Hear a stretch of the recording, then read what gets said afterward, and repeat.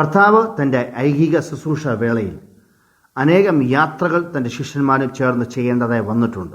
എന്നാൽ നൈൻ എന്ന പട്ടണത്തിൽ പ്രസംഗിക്കുകയോ രോഗികളെ സൗഖ്യമാക്കുകയോ വ്യാധികൾ വിടുവിക്കുകയോ ചെയ്തില്ല. വേദപണ്ഡിതന്മാർ അഭിപ്രായപ്പെടുന്നത് നൈൻ എന്ന പട്ടണം ഒരു ഹിൽ സ്റ്റേഷനായിരുന്നു.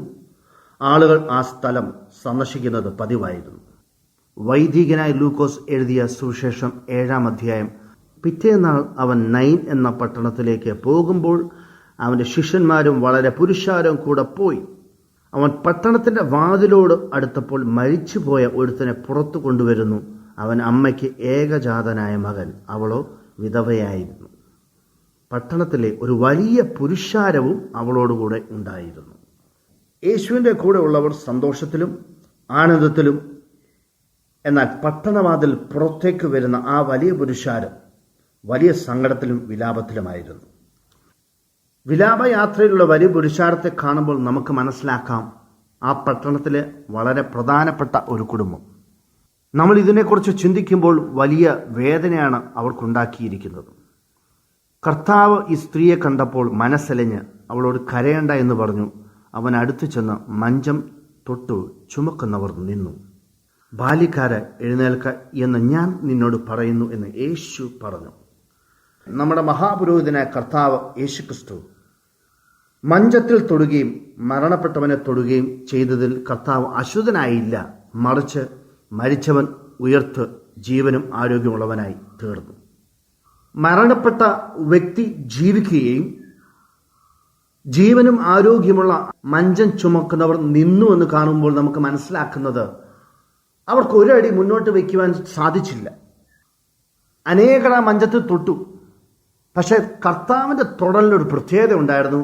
അവൻ മഞ്ചത്തിൽ തൊട്ടപ്പോൾ മരിച്ചവനിലേക്ക് ജീവന്റെ ശക്തിയും ജീവിച്ചിരിക്കുന്നവർക്ക് മരവിപ്പിന്റെ ശക്തിയും അനുഭവപ്പെട്ടു.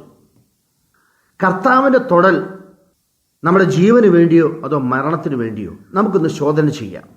നൈൻ എന്ന പട്ടണത്തിൽ കർത്താവ് യാദൃശ്ചികമായി വന്നു എന്ന് നമുക്ക് തോന്നാം, പക്ഷെ അല്ല. കർത്താവിന് എല്ലാത്തിനും ഒരു ഉദ്ദേശമുണ്ട്. കർത്താവ് അത് നിർവർത്തിക്കുക തന്നെ ചെയ്യും. കാരണം സകലവും കർത്താവിന്റെ നിയന്ത്രണത്തിലായിരിക്കുന്നു. കർത്താവ് കണ്ണുനീർ കണ്ട് മാറിപ്പോകുന്നവനല്ല. നിന്റെ കണ്ണുനീരിന് കർത്താവ് ഒരു പരിഹാരം തരും. അത് നീ ചിന്തിക്കുന്നതിലും അത്യന്തപരമായ പരിഹാരമാണ് നൽകും. നിന്റെ വേദന അറിയുന്നത് കർത്താവ് ഒരുവൻ മാത്രമാണ്.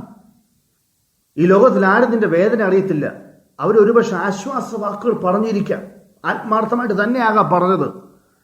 കരയണ്ടെന്ന് മനുഷ്യരും പറഞ്ഞു, കർത്താവും ഈ സ്ത്രീയോട് പറഞ്ഞു. കരയണ്ടെന്ന് പല നേതാക്കന്മാരെ ഉണ്ടായിരുന്നവർ പറഞ്ഞു, കാരണം വലിയൊരു ഫാമിലി ആയിരുന്നല്ലോ. പക്ഷെ കർത്താവ് പറഞ്ഞതിന് അവിടെ ഫലമുണ്ടായി, അതിന് അർത്ഥമുണ്ടായി.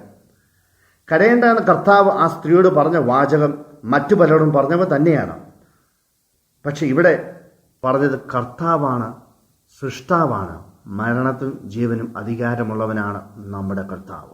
നിങ്ങൾ ഏതെങ്കിലും വിഷയത്തിൽ ഭാരപ്പെടുന്നുവെങ്കിൽ കർത്താവ് നിങ്ങളോട് പറയുന്ന കരയണ്ട എന്ന് നിങ്ങളത് വിശ്വസിക്കുക.